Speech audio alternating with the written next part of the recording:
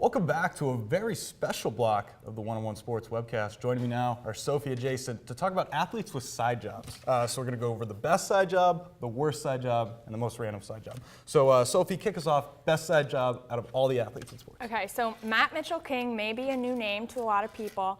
He's trying to make it big in the pro soccer leagues. Not really doing a great job, but on the side, he's modeling for Armani and is also a body double for Rio Ferdinand.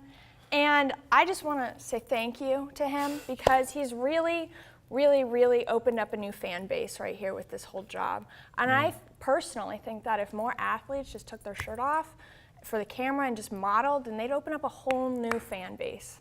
So thank you. Great. Jason? Okay. Well, mine does not involve modeling or anything. But, so Le'Veon Bell tore his MCL in this last season, and in his free time, he has gotten in touch with his musical side and decided that he wants to turn to rapping. He just dropped a mixtape, and look, I love Le'Veon Bell. I love watching him play, but that thing is awful. Like, he is definitely not going to be winning any Grammys anytime soon, and I don't think he'll be teaming up with Drake to create an album in the near future. He loves it, though. If you ask him, he probably would think it's amazing. But yeah, so he's turned to rapping. I don't know. I heard it. I thought it was pretty good. Maybe I just have a bad taste in music.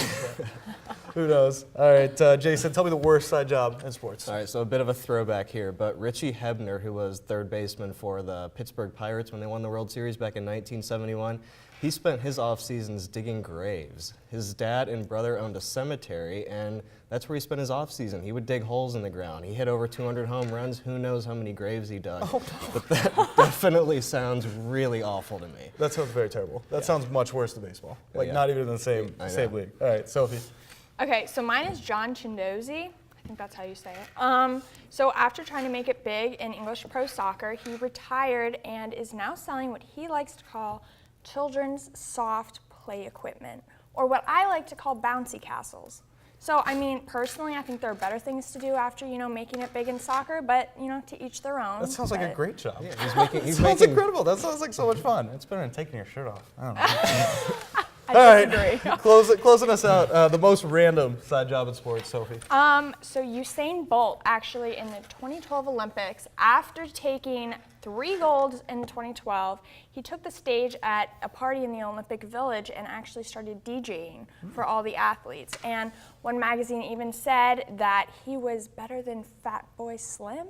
So, even though this is just a current hobby, I think he should start running himself out as a celebrity DJ for parties. I think he could make a lot of money there. Yeah. I definitely agree with that. But for mine, during the NHL lockout back in 2012, when a lot of NHL players didn't really have anything to do, PK Subban went and worked at Boston Pizza. And not only is that weird because, there's a bit of a rivalry between the Canadians and the Bruins, but a pizza place. And there's videos out there that show him actually working there. He would use his hockey stick to flip the pizzas, and if someone walked in a Bruins sweater, he would throw their beer all over the counter. And there was at one point, some Bruins fan asked for a pepperoni pizza, and he used the pepperonis to actually create a Canadians logo on the pizza and gave it to him. So that was pretty funny, but very random. That's pretty random, pretty incredible. Yeah. I think all of these jobs, I had no idea, but it just goes to show you these athletes are very talented people, especially on, selling bouncy castles and making pizzas and stuff.